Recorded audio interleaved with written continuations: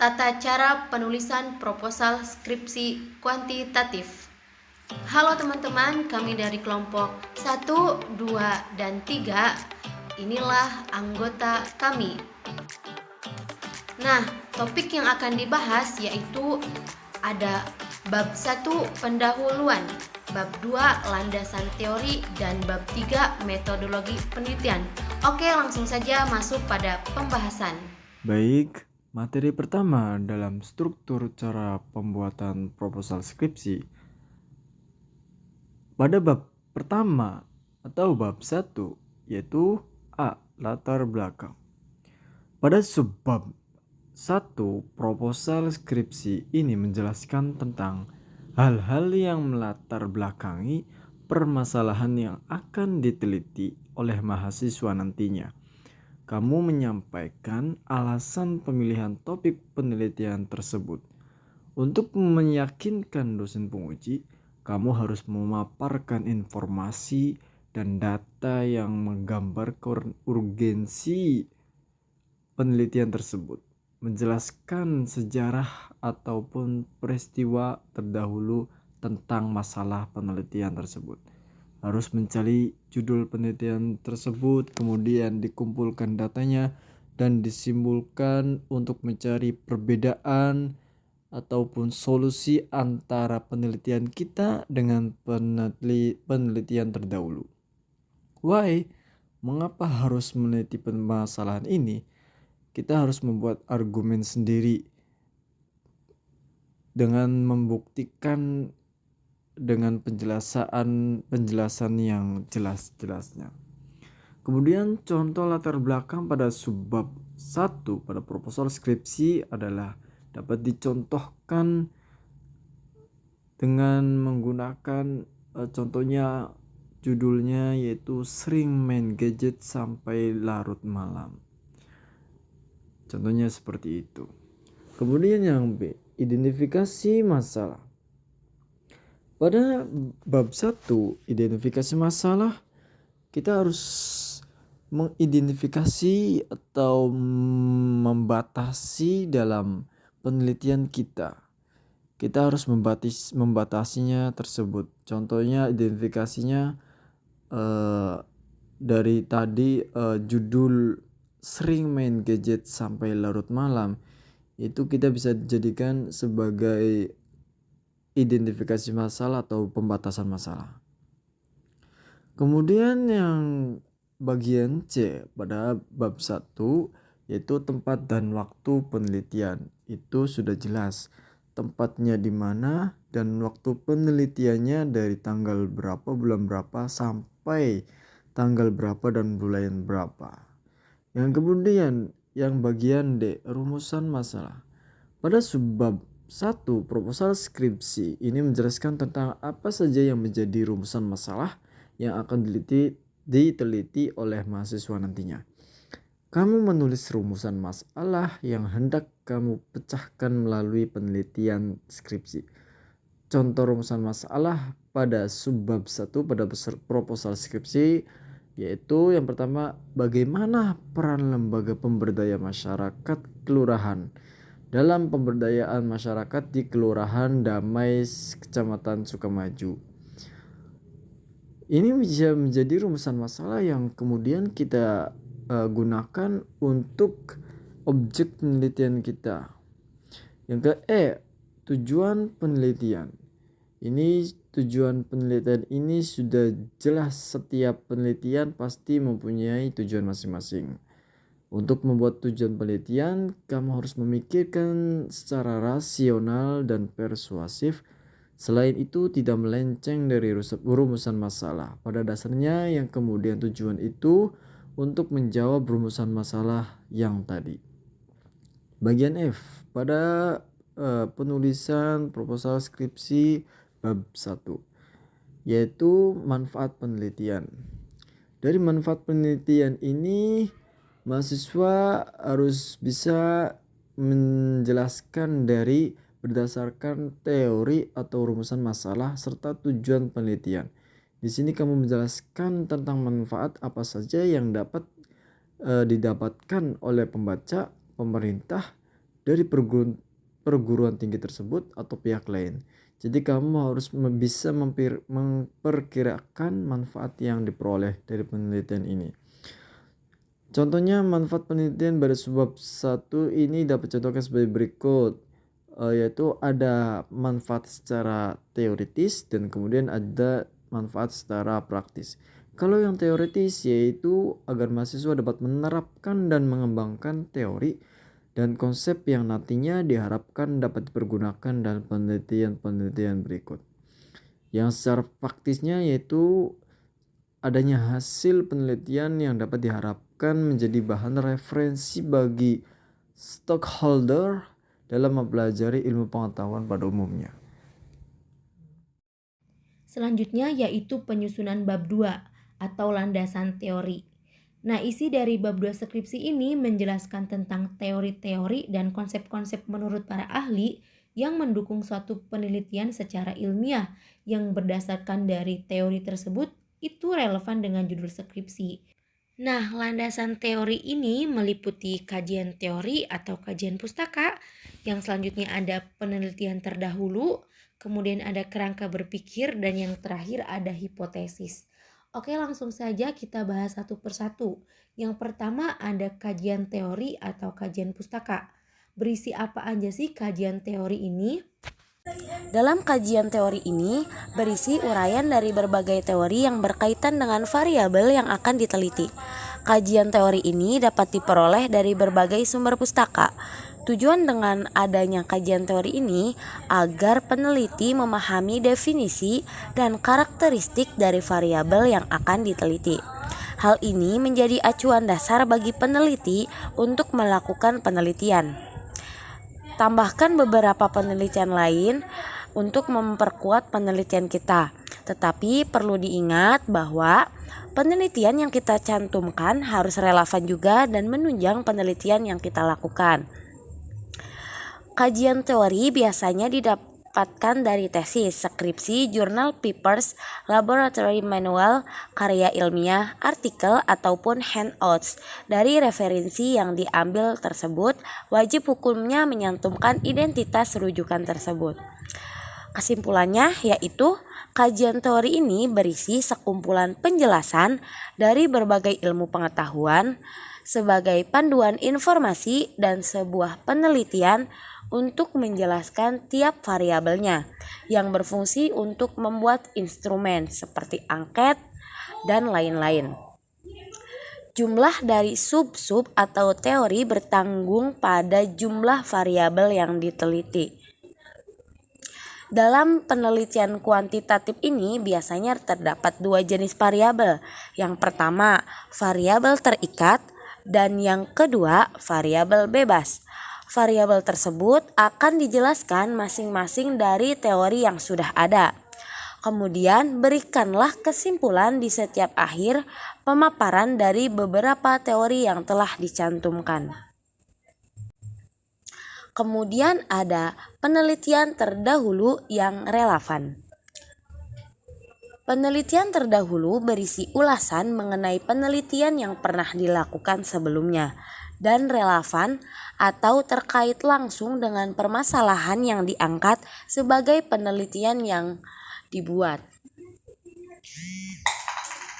Tujuan pencantuman penelitian terdahulu itu sendiri adalah memberikan gambaran peneliti ilmiah yang sudah pernah dilakukan oleh pihak lain. Hal ini berdampak pada dua hal, yaitu agar diketahui bahwa penelitian Anda berbeda dan bukan meniru dari yang sudah ada. Kedua, adalah agar diketahui bahwa objek penelitian Anda memiliki relevansi ilmiah yang sesuai. Hal ini dibuktikan dengan adanya penelitian sejenis atau berhubungan dengan permasalahan yang Anda teliti. Kesimpulannya yaitu yang harus kalian masukkan pada setiap penulisan penelitian yang relevan. Yang pertama, ada penulis beserta tahun penulisnya. Ada judul dari penelitian tersebut, ada kesimpulan dari penelitian, dan perbedaan atau persamaan dengan penelitianmu dengan penelitian yang relevan ini, tergantung dengan kebijakan masing-masing. Perbedaan penelitian di bab 2 dan di latar belakang ini terletak pada fungsinya. Fungsinya hanya untuk menopang dari kajian teori, meyakinkan bahwa kita punya hipotesis yang oke dan dibuktikan dengan penelitian terdahulu juga yang pernah dilakukan. Selanjutnya ada kerangka berpikir. Kerangka berpikir adalah model konseptual yang berkaitan dengan bagaimana penulis menyusun teori atau menghubungkan beberapa faktor yang dianggap penting dalam suatu masalah. Isi dari kerangka teoritis membahas saling ketergantungan antar variabel yang dianggap perlu untuk melengkapi situasi yang akan diteliti. Umumnya, kerangka penelitian ini dijabarkan secara deskriptif mengenai penelitian yang akan dilakukan dan kemudian dibuat kerangka, umumnya berupa bagan. Penelitian yang membuat latar belakang secara singkat. Kemudian langkah-langkah penelitian dan luaran yang dihasilkan, seperti teori-teori yang dikumpulkan pada landasan teori ini telah diuraikan dan akan menghasilkan beberapa konsep. Apabila konsep-konsep ini dihubungkan satu dengan yang lain untuk dapat memberikan gambaran atau fenomena-fenomena, maka hubungan antar konsep-konsep ini yang disebut kerangka berpikir atau konsep. Kerangka berpikir merupakan argumentasi penelitian akan arah dan hasil penelitian yang diharapkan. Dan pada umumnya kerangka konsep digambarkan dengan menggunakan bagan-bagan atau flowchart, diagram alur, dengan menghubungkan menggunakan anak panah. Kerangka berpikir harus memuat variabel terikat, variabel bebas, dan yang paling utama hubungan antara variabel. Hubungan di sini terbagi menjadi dua. Hubungan asosiatif seperti jika, maka. Hubungan komparatif contohnya dibandingkan dengan. Selanjutnya ada hipotesis penelitian.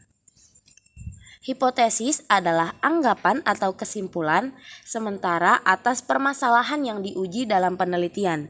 Tujuan hipotesis dalam penelitian yaitu membuat kerangka untuk laporan penelitian, memberi pernyataan hubungan yang dapat diuji, dan memudahkan perluasan pengetahuan. Sedangkan fungsi hipotesis dalam penelitian yaitu memandu peneliti, memfokuskan penelitian, memperkecil jangkauan, dan membuat penelitian tetap pada jalur yang berhubungan dengan variabel. Terdapat 4 jenis hipotesis, yakni hipotesis deskriptif, hipotesis komparatif, hipotesis asosiatif, dan hipotesis kausal.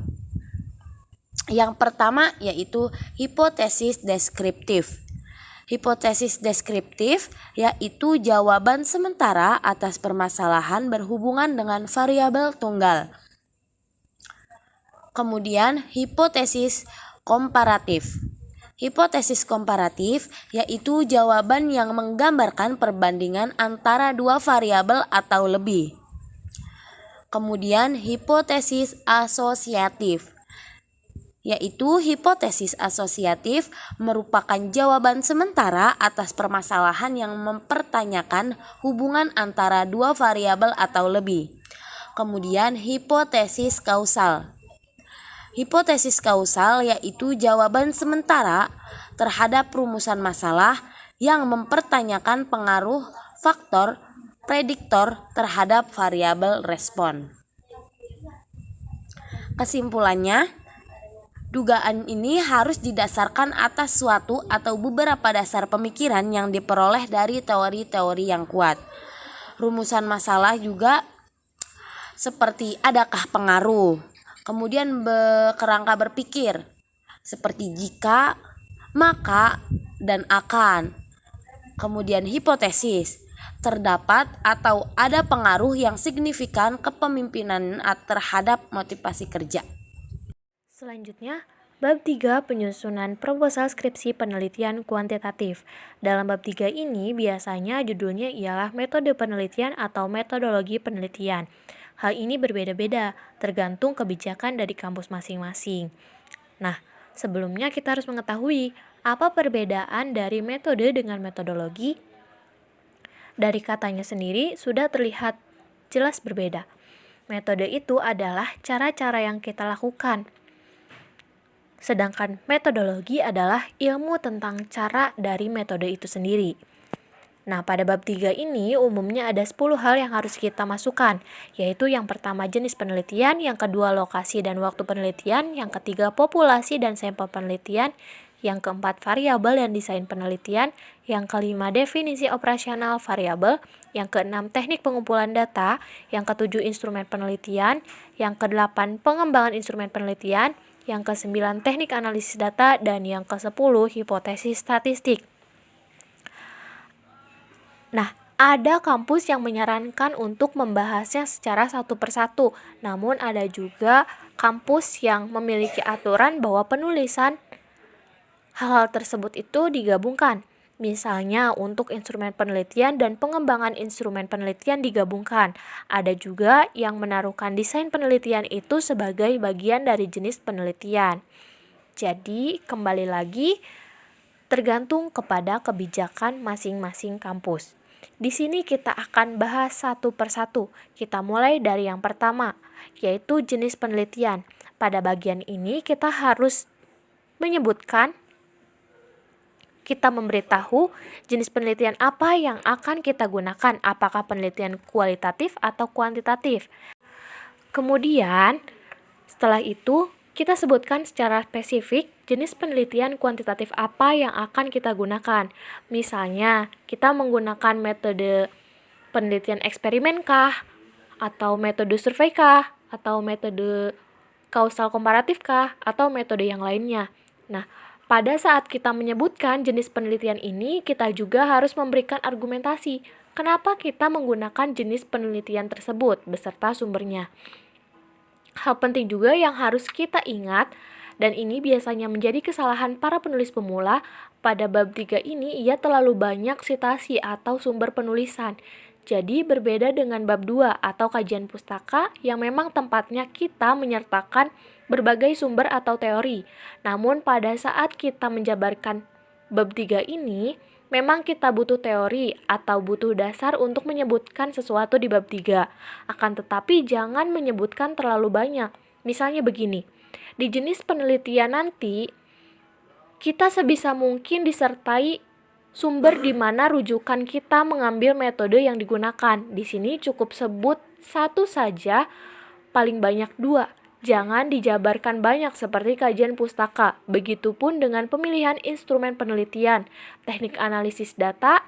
Semisal kita butuh untuk menyebutkan sumber, silakan sertakan sumbernya supaya pembimbing atau penguji serta pendengar itu mereka yakin kalau misalnya jenis penelitian atau desain yang kalian gunakan ini benar adanya, bukan mengarang. Begitupun dengan teknik analisis data. Semuanya harus menyertakan sumber supaya kalian dapat meyakinkan kalau rumus yang kalian masukkan atau uji statistik itu bukan hasil karangan sendiri. Selanjutnya, yang kedua itu ada lokasi dan waktu penelitian.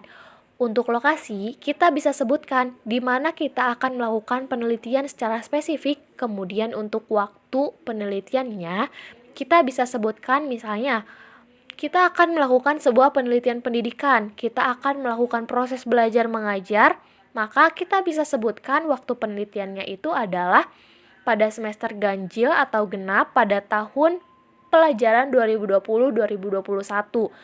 Dan jika misalkan kita bukan meneliti mengenai pendidikan atau mengajar, kita bisa sebutkan waktu penelitiannya itu misalkan dari bulan Januari sampai Mei tahun 2022. Sebutkan secara spesifik waktu yang kita gunakan untuk penelitian. Nah, jika sudah seminar skripsi, waktu penelitian dijabarkan dalam bentuk tabel. Sementara dalam proposal, kita bisa jabarkan dalam bentuk tabel perencanaan. Kira-kira kapan kita ingin merencanakan proposalnya, kapan waktu seminar proposalnya, kemudian kapan waktu membuat persiapan penelitian, dan kapan kita akan menelitinya. Hal itu bisa kita jabarkan dalam tabel perencanaan penelitian, tetapi itu opsional, tergantung dari kebijakan kampus masing-masing. Selanjutnya yang kita masukkan adalah populasi dan sampel penelitian. Jadi dalam penelitian ini, kita perlu menjelaskan populasi dan sampel yang bisa kita gunakan sebagai sumber data. Jika misalkan penelitian akan digeneralisasikan atau ditarik kesimpulan secara umum, maka sampel yang kita pilih nanti harus representatif atau harus dapat mewakili dari populasi. Bagaimana caranya? Caranya itu dengan melakukan penarikan sampel secara random. Jadi, di bagian ini, pertama kita sebutkan dahulu populasi penelitiannya, apa? Kemudian kita sebutkan teknik pengambilan sampelnya. Contohnya, populasi dalam penelitian itu subjeknya siapa saja atau apa saja. Kemudian baru kita sebutkan teknik pengambilan sampel disertai alasan dan juga rujukan jika bisa. Kemudian bagian selanjutnya ada variabel dan desain penelitian. Di sini kita harus jabarkan jenis-jenis variabel yang kita punya.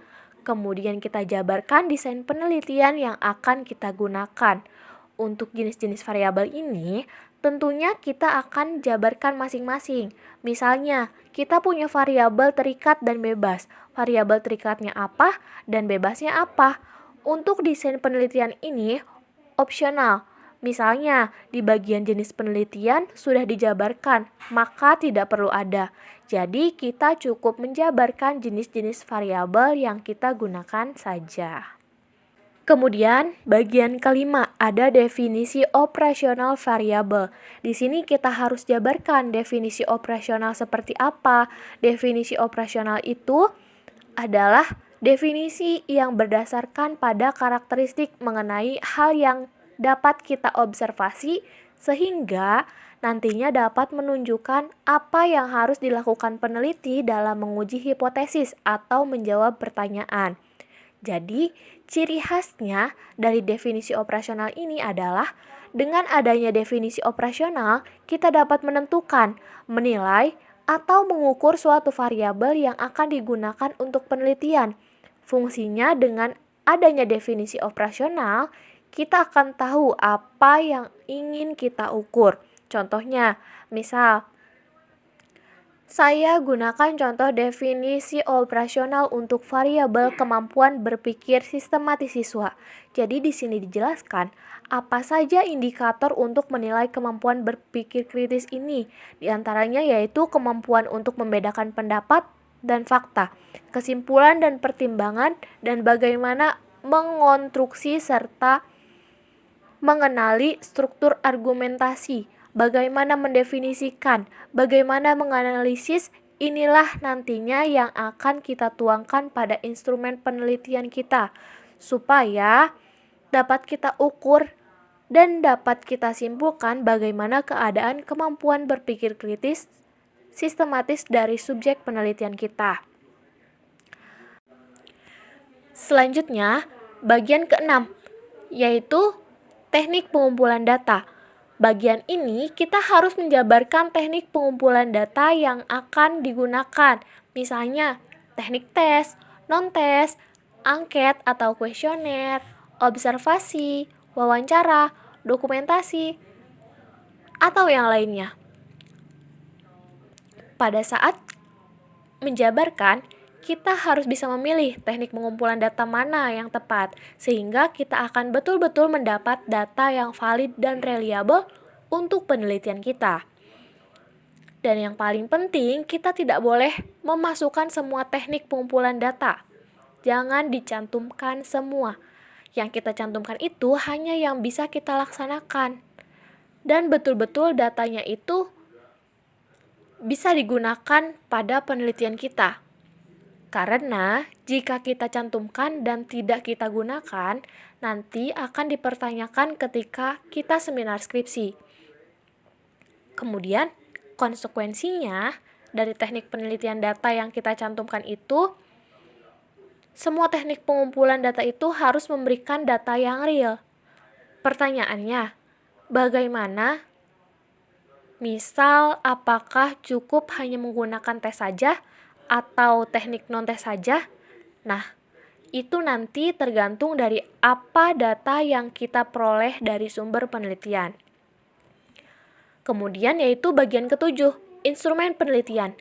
Pada bagian ini, kita akan menjabarkan instrumen penelitian yang kita gunakan berdasarkan pada jumlah variabel dan teknik pengumpulan data yang direncanakan. Jika kita memiliki 2 variabel, maka instrumen yang kita punya 2. Dan jika kita memiliki 3 variabel, maka instrumennya juga 3. Di sini kita menyesuaikan dengan teknik pengumpulan data yang sudah kita rencanakan. Setelah kita tahu instrumen apa yang kita gunakan dalam penelitian, lalu kita lakukan pengembangan instrumen.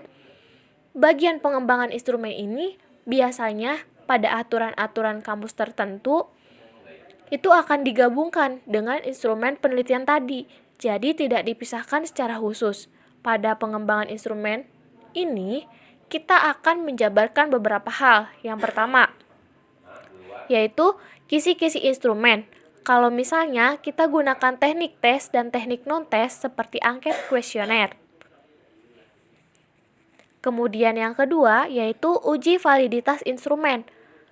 Validitas ini terbagi, ada yang mengisi validitas isi dan validitas muka, di mana dilakukan oleh penulis atau ahli. Biasanya, kalau mahasiswa ini memberikan lembar validasi ini untuk dosen-dosen atau ahli terhadap variabel yang akan diteliti. Selanjutnya ada validitas empirik. Validitas ini diperoleh lewat uji coba instrumen pada populasi sejenis. Ini juga menyesuaikan, misalnya ada dosen pembimbing atau penguji yang hanya menyarankan instrumen ini dilakukan validitas isi dan muka, tetapi ada juga yang mengharuskan validitas empirik. Kendalanya untuk melakukan validitas empirik ialah sulitnya untuk memperoleh populasi sejenis dan mensyaratkan jumlah populasi dan jumlah sampel yang cukup besar untuk pengujian instrumennya. Dan yang ketiga yaitu uji reliabilitas instrumen. Kemudian selanjutnya ada bagian ke-9, yaitu ada teknik analisis data. Jadi, data-data yang sudah kita peroleh tadi, selanjutnya kita akan analisis. Dalam penelitian kuantitatif itu, ada 2 analisis utama yang kita gunakan, yaitu analisis deskriptif dan analisis inferensial. Analisis deskriptif ini untuk melihat bagaimana deskripsi dari variabel yang kita ukur, kemudian untuk keperluan menguji hipotesis, kita gunakan analisis inferensial. Bagian terakhir yaitu hipotesis statistik. Ada panduan tertentu yang menggabungkan hipotesis statistik dengan teknik analisis data. Misalnya, dalam setiap penjabaran dari analisis inferensial ini di bawahnya, ia sudah cantumkan hipotesis statistik apa yang ingin diuji. Akan tetapi ada juga panduan yang mengharuskan hipotesis statistik itu ditulis secara terpisah supaya lebih jelas.